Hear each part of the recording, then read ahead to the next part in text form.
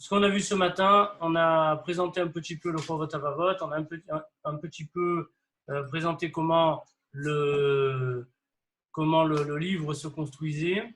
Et on a expliqué ensuite que ce que là, on nous proposait d'étudier dans ce qu'on appelait le Bitachon, c'était en fait vivre quelque chose de réel vis-à-vis d'Akadosh Baruch Hu. Le Bitachon, c'est de la confiance. On a expliqué que la confiance, ça se construit, que la confiance nécessite du travail et surtout une interaction. La Emouna, c'est quelque chose qui peut être très théorique. Il y a beaucoup de gens qui croient en Dieu, mais une espèce de vieux barbu en nuage, très loin, vraiment complètement déconnecté de notre réalité. Alors que le bitachon sous-entend qu'il y a une confiance, c'est-à-dire que j'attends quelque chose. Quand j'ai confiance en quelqu'un, soit je sais ce qu'il va faire, soit je sais qu'il va intervenir dans ma vie, mais dans tous les cas, je sais qu'il va faire sa part. Donc automatiquement, quand j'ai bitachon Hashem, j'ai Dieu dans ma vie. Maintenant, on a vu aussi que, donc je vous ai mis le texte, Menuchat Nafsho Bitrono et le Kavit Bahar. On a vu que le premier élément que le Chovot HaLevavot nous garantissait, c'était la sérénité. La sérénité, c'est quelque chose d'assez dur à avoir. Pour une raison, on avait expliqué, un des gros problèmes, c'est que on essaye de résoudre des problèmes qui ne sont pas les nôtres. On essaye d'anticiper le futur, on essaye de se demander pourquoi il y a ceci, pourquoi il y a cela, qu'est-ce qui va changer, qu'est-ce qui ne va pas changer.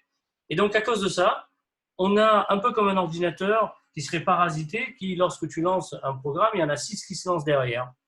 Il est évident que tu vas surchauffer.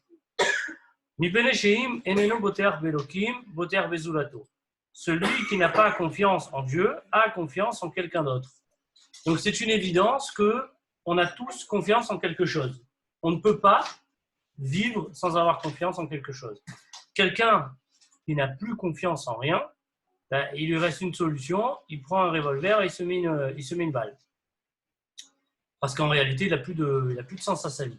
Donc en fait, on va voir Misheboter Bezulat Hashem, celui qui a bitachon en quelqu'un d'autre que Dieu. Zulat en hébreu littéraire, c'est un mot qui est très peu utilisé aujourd'hui en hébreu, mais Zulat veut dire quelqu'un d'autre. Misheboter Bezulat Hashem, celui qui a confiance en quelqu'un d'autre qu'Hashem. Mais si Elokim Ashgachato Me'alav, Dieu enlève sa surveillance de lui. Ça ne veut pas dire qu'il ne le surveille plus, ça veut dire qu'il n'est plus au courant de ce qui se passe. Mais en fait, si tu joues au jeu, et c'est écrit dans la Torah clairement, si vous allez bekerimi, ça veut dire que vous dites, c'est le hasard. Gamani elech imachem bechama keri. Moi aussi, je vais faire en sorte que ta vie, elle ait vraiment l'air d'être livrée au hasard. Donc, la grande malédiction qu'il peut avoir à quelqu'un qui va se mettre à avoir confiance en quelqu'un d'autre qu'Hachem, c'est que Hachem, réellement, il fait comme s'il ne s'occupait plus de lui. Alors, vous allez dire, c'est quoi? C'est une vengeance? Non, c'est une éducation. Parce que voilà ce qu'il va dire. Umani achoto, il va le laisser, beyad, entre les mains, mishebatachalav, de ceux que tu as confiance. Donc, si tu as confiance en quelque chose, je te propose, d'un point de vue purement éducatif, va jusqu'au bout avec.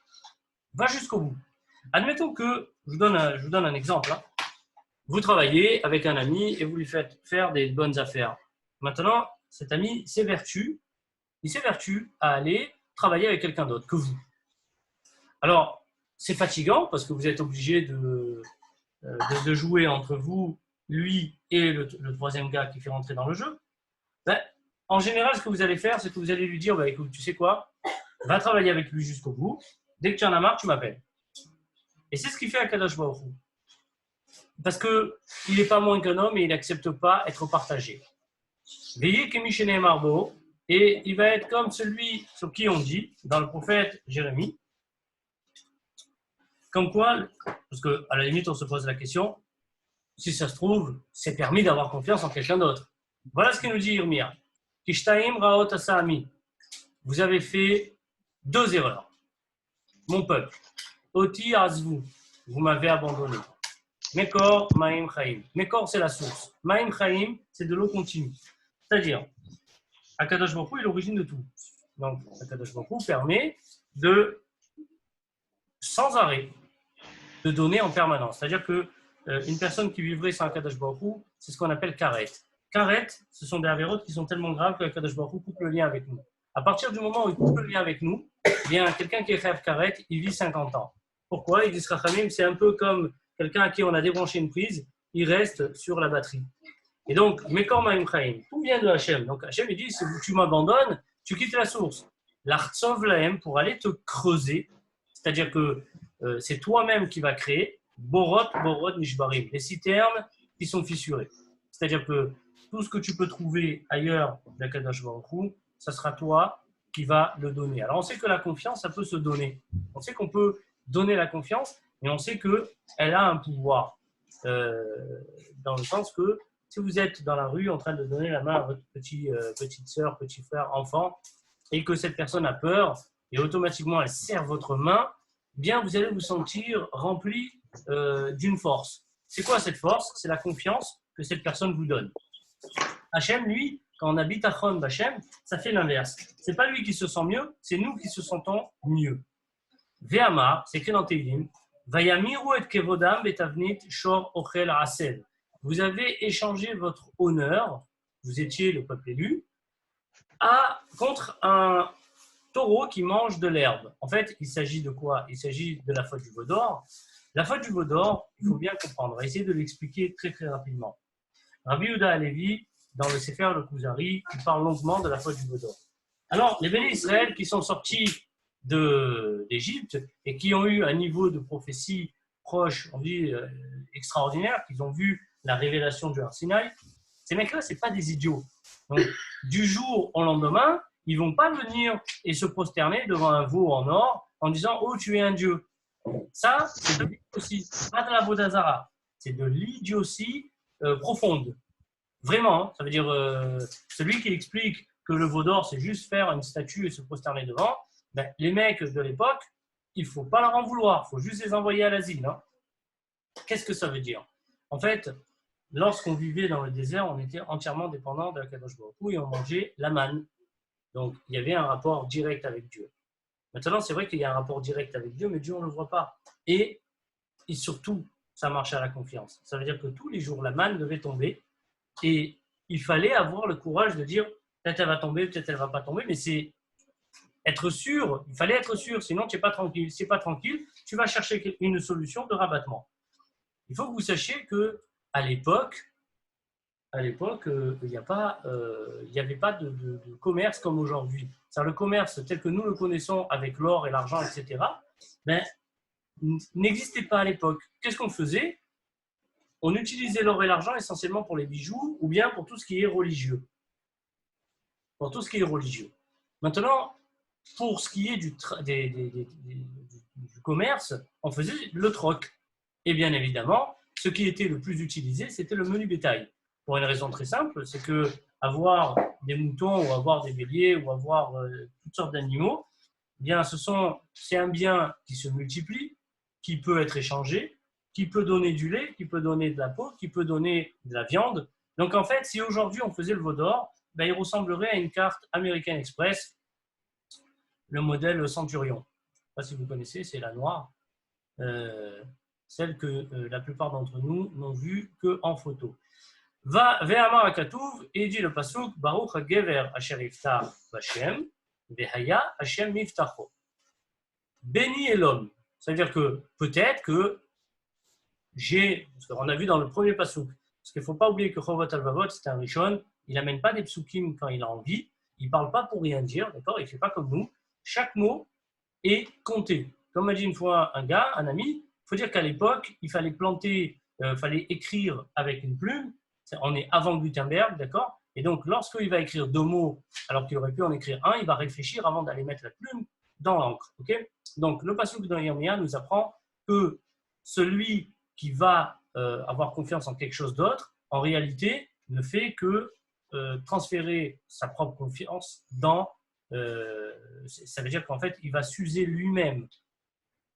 Maintenant, le deuxième pasuk nous dit que, d'un point de vue du kavod, d'un point de vue de la figure, Akadosh Baruch Hu trouve que c'est vraiment honteux d'avoir, de délaisser le rapport direct avec lui. Admettons que mon oncle demain c'est Bill Gates, je veux travailler chez Microsoft, si je peux être directement sous ses ordres et je demande à travailler avec un sous-fifre, mon oncle il va me dire, tu es un peu débile quand même, tu veux bosser avec moi, c'est le patron, tu veux bosser, bon, c'est techniquement plus le patron, mais bon. Ensuite, admettons que j'ai l'obligation d'avoir confiance en Hachem. Est-ce que Hachem va me répondre? Peut-être que non, hein, il n'est pas obligé.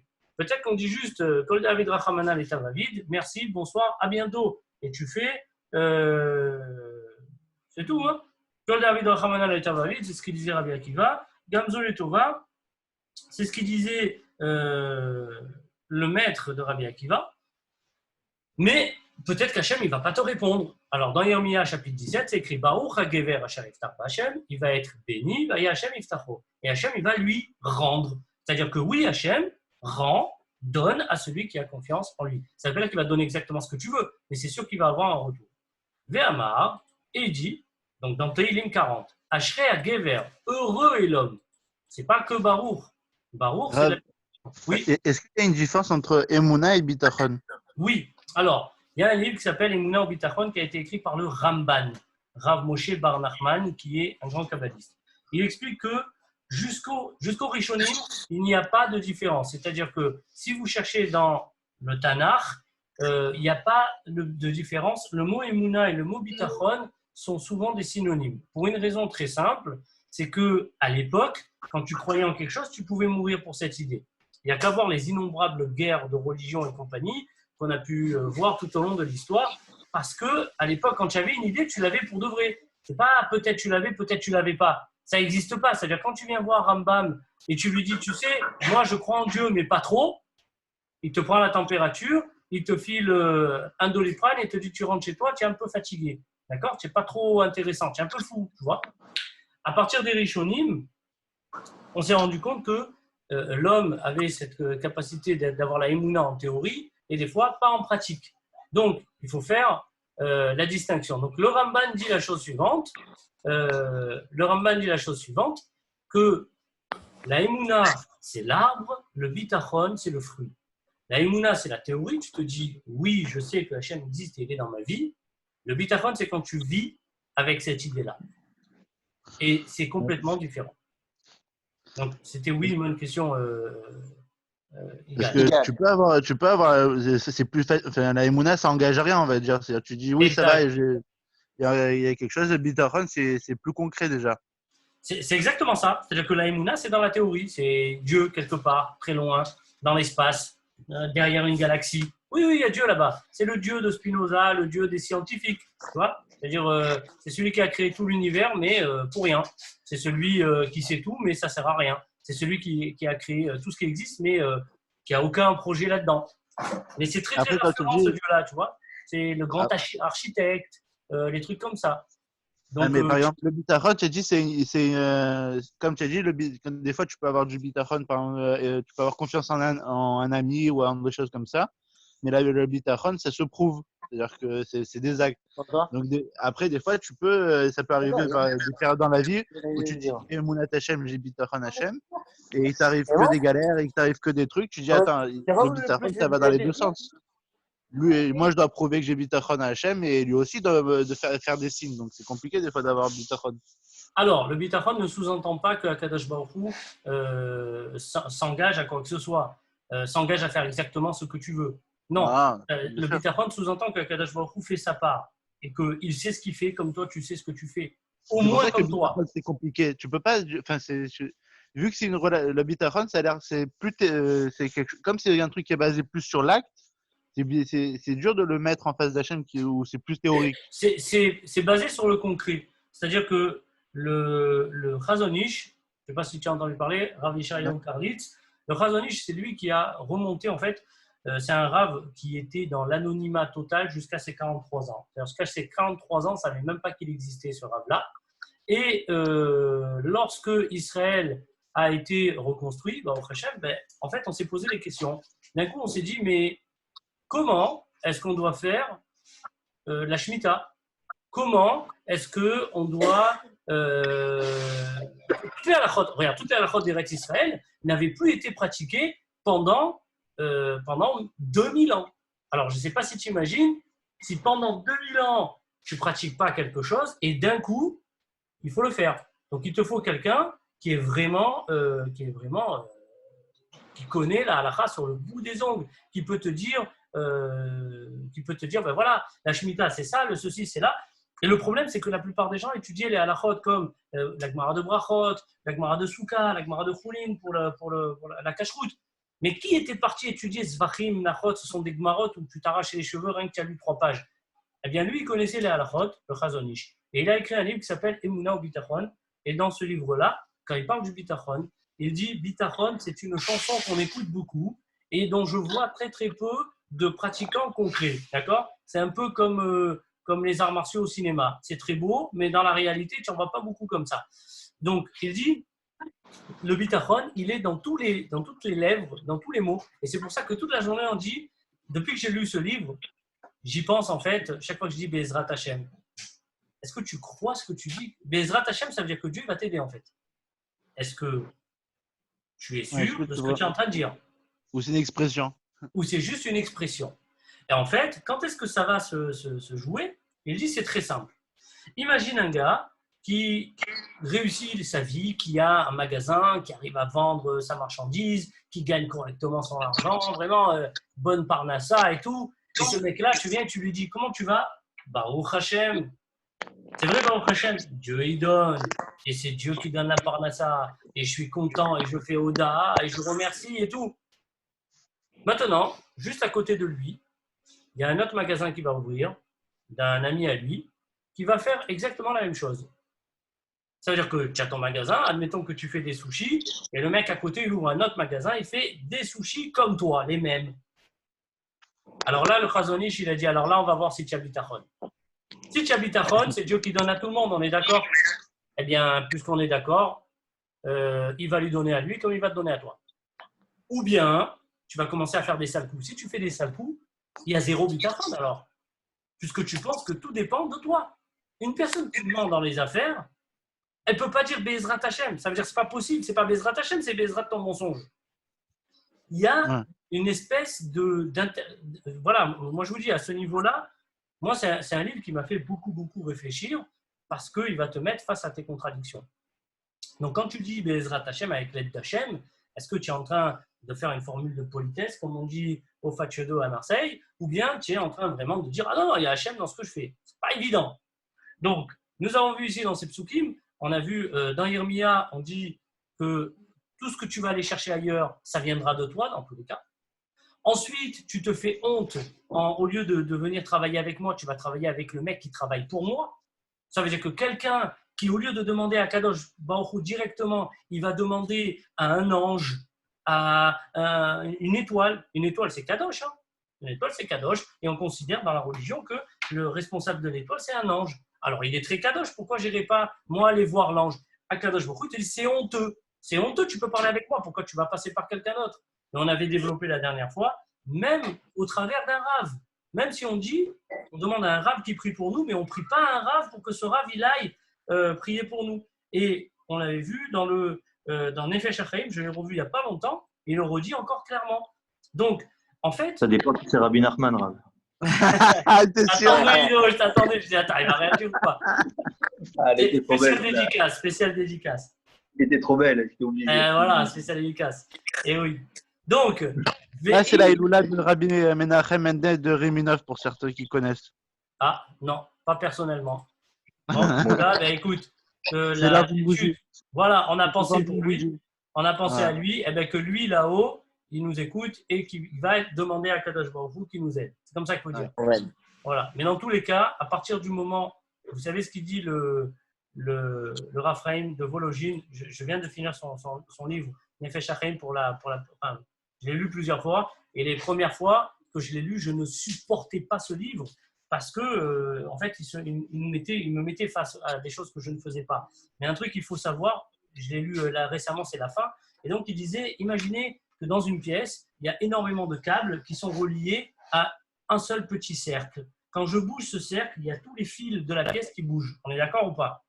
Et il dit, l'être humain, c'est peut-être quelque chose de tout petit, mais absolument tout est connecté à lui. Et quand il étudie, il y a tout l'univers qui est en train de bouger. C'est-à-dire que là, nous, quand on étudie la Torah, si on étudie en se disant « qu'est-ce que Hachem il attend de moi ?», automatiquement, on amène des brachot dans notre vie et dans la vie du monde entier. Aussi, Ido, c'est écrit texto, parce que c'était une question que tu m'avais posée, c'est écrit texto dans le Zohar, mais 50 fois, hein, c'est écrit, il a ramené 50 fois. Toutes les avérotes que même le Zohar, il dit qu'on ne peut pas faire de teshuva dessus, comme les avérotes, par exemple, des jeunes hommes, d'accord, qui se reconnaîtront quand ils restent un peu trop longtemps sous la douche ou aux toilettes. Donc, tous ces avérotes-là, que le Zohar, il dit, on ne peut pas faire teshuva, il dit comme ça, Raphaël de Vologine, et c'est ramené texto, l'étude de la Torah, elle est au-dessus de ça. L'étude de la Torah, elle pardonne tout. Tout, absolument tout. Tout et absolument tout. Et récemment, on a vu qu'il y a un midrash qui racontait que même des grands réchaïm qui sont en enfer, mais comme ils ont étudié, ils ont un passe-droit. Alors, celui qui n'a pas confiance en Dieu, on a dit qu'il a confiance en quelque chose d'autre. Alors, on va passer en revue les éléments dans lesquels on a plus confiance. Imiftach al-chokhmato, celui qui a confiance dans son intelligence. Les tarbulotav, et c'est un magouilleur. Bekoar goufo, ou bien son corps, admettons que c'est un costaud. Ishtadluto, ou bien c'est un têtu. Le mec te dit, moi, j'y arriverai. Yarazve ou Hashem le nafsho. Dieu l'abandonne à lui-même. Quelqu'un qui vient te dire où il est Hashem dans ma vie, tu peux lui répondre, il n'est pas là. En fait, il est là, mais il s'en fout. Ah, mais comment il s'en fout? Si tu n'as pas bitachon dans Hashem, c'est que tu as bitachon dans quelque chose d'autre. Si tu as bitachon dans quelque chose d'autre, tu te débrouilles avec, et quand tu en as marre, tu viens voir Hashem.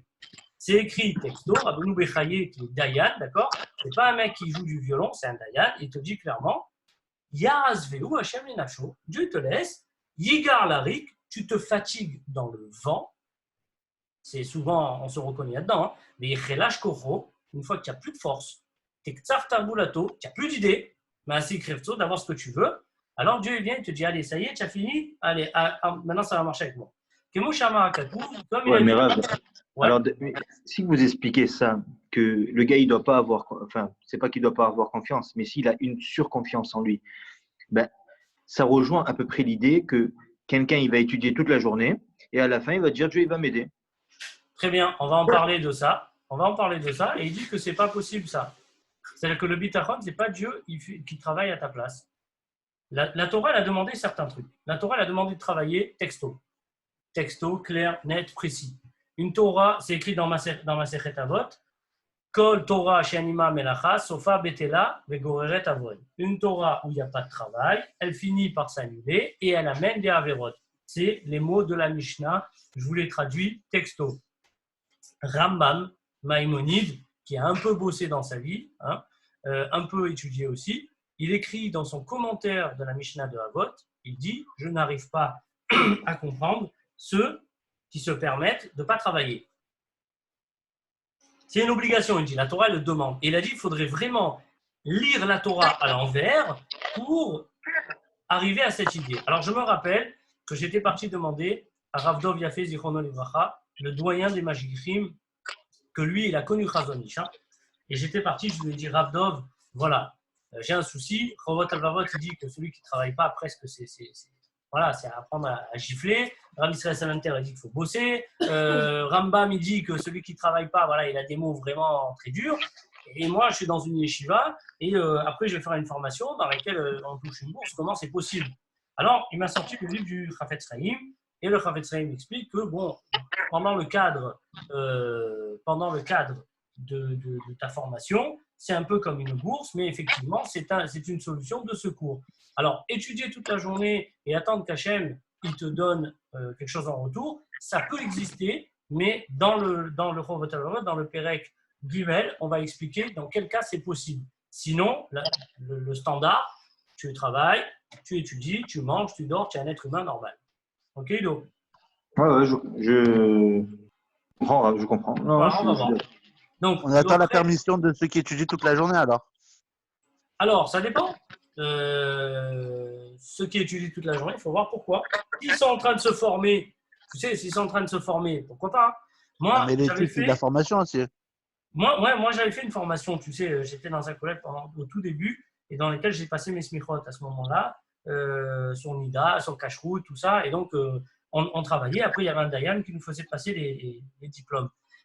Et on a eu une discussion avec un gars de ma famille qui me dit, franchement, ça me fait de la peine que tu sois un chauffeur de banc, tu passes ton temps là-bas et on te donne 2 francs 3 sous en plus.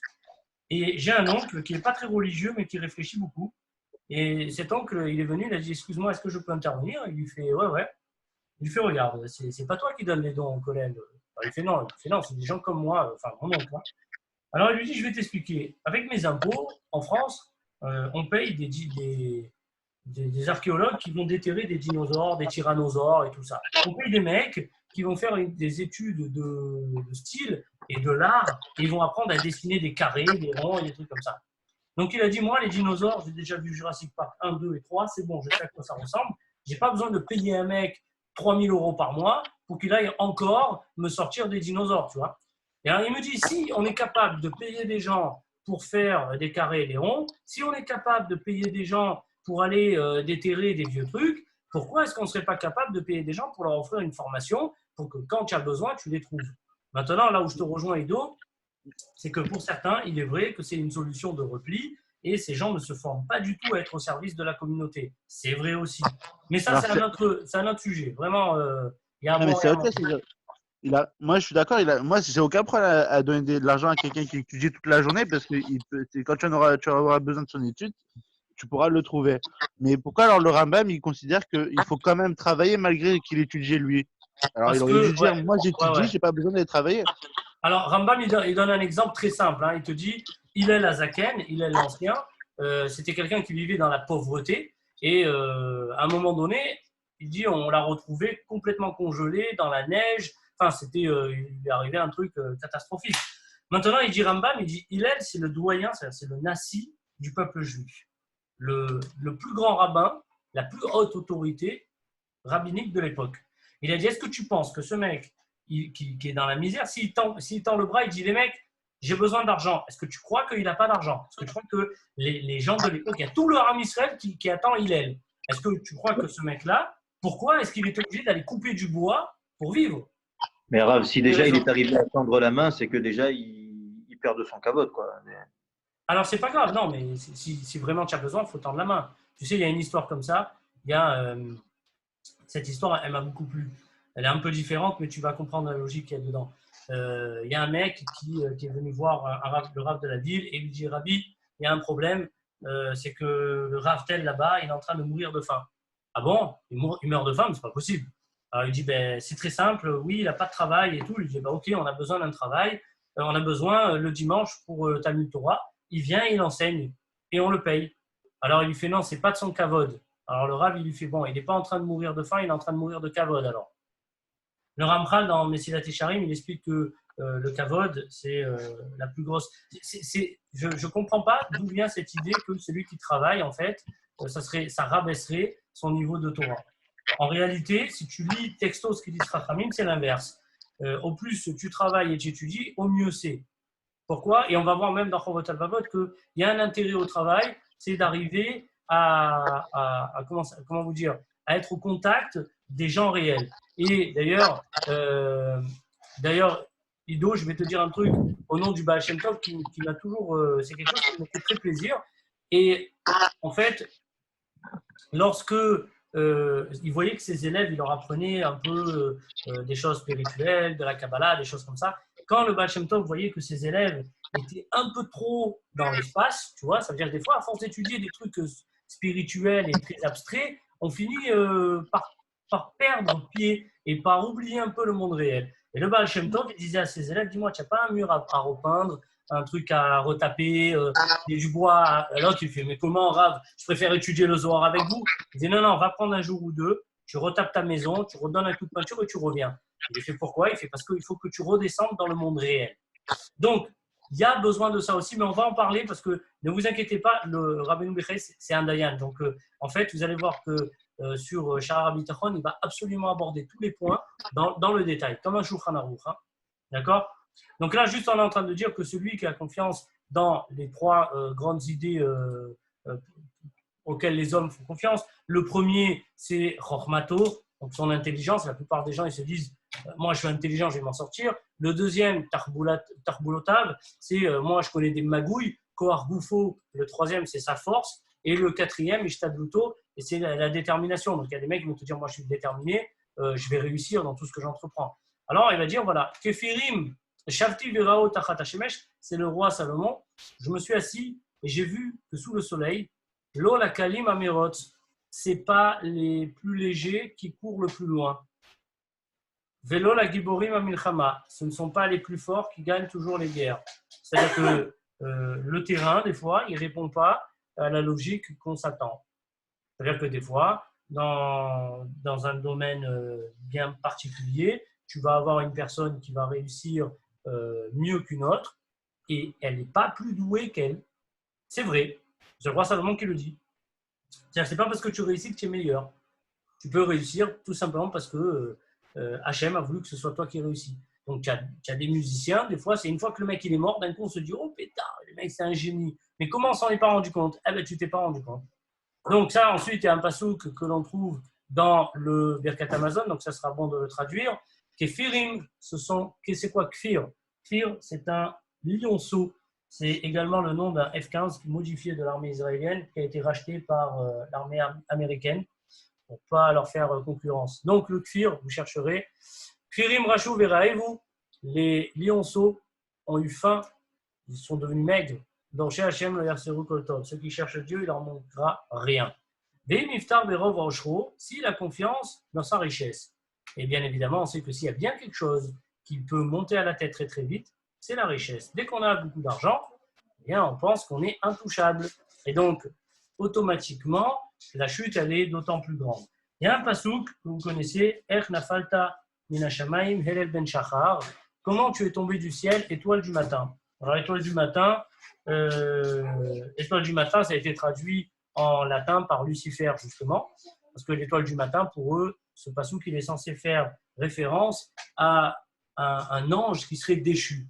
Donc, comment tu es tombé du ciel, Helel Ben Shachar, l'étoile du matin. Et donc, ça ferait référence à ce fameux Lucifer.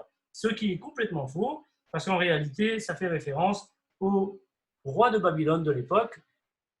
Et le Chovot HaLevavot a une lecture très spéciale de ce passouk. Il dit la chose suivante. Si quand tu tombes, tu as l'impression de tomber du ciel, c'est que tu t'es pris pour une étoile. Donc, en fait, au plus, dans ta tête, tu te vois haut, au plus, quand tu te casses la figure, il va avoir de l'altitude à descendre. Donc, Imiftar Berov Roshro, si il a confiance dans sa grande richesse, Yusar Mimenu, on va lui enlever, Beishaer les Zulato, elle va aller chez quelqu'un d'autre. Kemo Shamarakatou, comme a dit le verset, Ashir Ishkav Veloye Asef, Ainav Pakar Ve'enenu. Le riche va dormir et il n'arrive pas à gagner de l'argent en dormant. Il ouvre les yeux, il n'y a plus rien. Ve'amar, et il a dit, Altigar le Ashir, ne te fatigue pas à être trop riche. Alors, fatigue-toi à travailler, fatigue-toi à évoluer, mais te fatiguer pour de la richesse, mais binatecha, de ton intelligence, hadal, enlève. C'est le roi Salomon qui dit ça, lui-même, niveau richesse, je pense qu'il était servi. Donc, si maintenant, bien évidemment, ça ne veut pas dire que si tu deviens riche, il faut prendre ton argent et le jeter par la fenêtre. Ce n'est pas ça qu'on dit. Ça ne veut pas dire que l'argent, ce n'est pas bien. Personne n'a dit que l'argent, ce n'est pas bien. Mais l'argent ne peut pas être le centre de ta vie et tu ne peux pas vivre juste pour avoir plus de pognon que l'autre. Ça, c'est complètement débile. Avoir de l'argent, c'est bien. En avoir beaucoup, c'est bien. Se tuer pour en avoir trop, c'est pas bien. Maintenant, si tu en as plein, on va en parler après par la suite. Il va en parler. Véhamar, il dit Attendez, moi je ne suis pas d'accord avec vous. Moi, je ne suis pas d'accord du tout avec vous. Dis-moi. Le problème, c'est qu'aujourd'hui, on vit dans une société où, malheureusement, des fois, c'est pas qu'il faut montrer, mais on a besoin de s'autosatisfaire et de montrer qu'on est présent. Si j'étais seul dans une île déserte, en face de la mer, qu'est-ce que je m'en fous de manger du poisson dans un barbecue et vivre dans une cabane pleine de bois? J'en ai rien à foutre. Bravo, tu viens de citer une page de Messilat Yesharim. Donc le Messilat Yesharim explique que la plupart du travail qu'on fait. On va te dire quoi faire des Rolex. Non, mais c'est vrai, il dit que si tu es dans une île déserte et qu'il n'y a personne à côté, ben, automatiquement, tu n'as plus à te comparer. Ben, il y a plein de gens qui ont pris du poids pendant le confinement pour une raison très simple et qui se sont laissés aller parce qu'il n'y a personne qui les regarde. Donc, à part les mecs qui se sont amusés à faire des vidéos YouTube, TikTok et Instagram pour essayer de montrer aux autres, il est évident qu'il n'y avait plus aucun intérêt à faire, à part si vraiment tu es un passionné de sport. Là, oui. Mais effectivement, la plus grande partie de notre travail, elle va être parce qu'on on se compare aux autres. C'est vrai. Maintenant, justement, voilà d'où l'intérêt d'étudier le moussard. Parce que, Mais un exemple tout simple, Rav, il s'est marqué Ezeu Hachir à sa mère Bechelko. Je vous donne un ouais, exemple. ouais. Celui- Alors, c'est faux ça? Ah, non, non, c'est vrai, attendez. Laissez-moi terminer. Mais celui qui est heureux, celui qui suffit de ce qu'il a. Ouais. Imaginez, le gars, il est marié avec une femme, et Mhm. sa femme, c'est une dingue. Elle veut tout ce tout ce qu'elle veut. Enfin, tout ce qu'elle veut, elle veut l'acheter. Ouais. Moi, si j'étais seul, je peux me suffire. Mais parce que je suis accompagné de quelqu'un, je ne vais pas me suffire de ce que j'ai. C'est ça, malheureusement. Alors, ce cas, il est différent. Parce que là, on est en train de parler de toi. Mais C'est-à-dire c'est que toujours pareil. Mais non, c'est toujours pareil. C'est toujours le non, si regard. tu te tues, non, regarde, Ido, si tu te tues pour ta femme, tu as un chiyuv, tu as une obligation en tant que mari de t'occuper d'elle. Donc, à ce moment-là, c'est une mitzvah. Bien évidemment, toute raison gardée. Mais là, ce qu'il est en train de dire, il n'a pas dit gâte ta femme. Il n'a pas dit ne gâte pas ta femme. Il n'a pas dit t'occupe pas de ta famille. Il n'a pas dit ne donne pas de l'argent à tes enfants. Il a dit que toi, le but de ta vie, c'est juste d'avoir du pognon pour toi. Non. Et quand on te dit d'un côté, Ezeu Hachir à sa mère Bechelko, qui est riche, c'est celui qui est content de ce qu'il a, on n'a pas dit qu'il faut avoir moins. On t'a pas dit qu'il faut avoir moins. Là, on a dépassé les 40 minutes. J'espère que ça ne va pas couper, mais bon. Vous comprenez, les gars? C'est-à-dire que on ne te dit pas de ne pas gagner d'argent. On te dit pas de. Mais comme tu as dit tout à l'heure, on vit dans une génération dans laquelle il faut paraître. Eh bien, moi, je suis très content d'étudier ce genre de choses qui me rappellent à l'ordre et qui me dit il ne faut pas paraître, il faut être. Qu'est-ce que tu es? Parce que ce que les gens ils voient de toi, c'est un costume. Tu n'es pas un costume, Hugo Boss. Il y a quelqu'un dedans. Et il faut voir est-ce que ce quelqu'un, il vaut qu'on le respecte ou pas. Et c'est d'où l'intérêt d'étudier ce genre de choses. Alors, encore une fois, qu'est-ce qu'on dit? Il y a la grande vie, c'est-à-dire la vie même après la mort, à droite et à sa gauche, richesse et honneur. C'est à gauche, c'est quand même à gauche, tu vois. Mais ça veut dire que ce n'est pas l'élément le principal. Quand quelqu'un, il y avait une vidéo comme ça que plein de gens le font, même pas que dans le judaïsme, lorsque quelqu'un arrive au bout de sa vie, on lui demande finalement quelles sont les choses les plus importantes que tu as réalisées et qu'est-ce que tu aurais voulu réaliser. Quelqu'un a 2 doigts de mourir, il ne te dit pas j'aurais voulu remplir encore 500 € dans mon compte en banque que de toute façon je ne peux pas l'emmener avec moi au cimetière. On est bien d'accord. C'est pas ça qu'il va te dire, le mec. Il va te dire j'aurais pu être un homme meilleur, j'aurais pu aider un peu plus mes amis. C'est-à-dire qu'à ce moment-là, il sait que comme on dit, dans le linceul, il n'y a pas de poche. Hein. Donc tu n'amènes rien. Donc effectivement, on vit dans une société et le problème que tu as soulevé, Ido, c'est justement ce problème qu'on va essayer de régler. D'un côté, il y a des gens qui vont aller à l'extrême et c'est pas bien. Ceux qui vont se dire, eh ben moi, j'ai qu'à vivre dans la misère, je vais aller dans une cabane en bois et je veux pas d'argent et je m'habille comme un clodo. On va le voir plus tard, hein, c'est dans le chapitre 5 de Bitachon.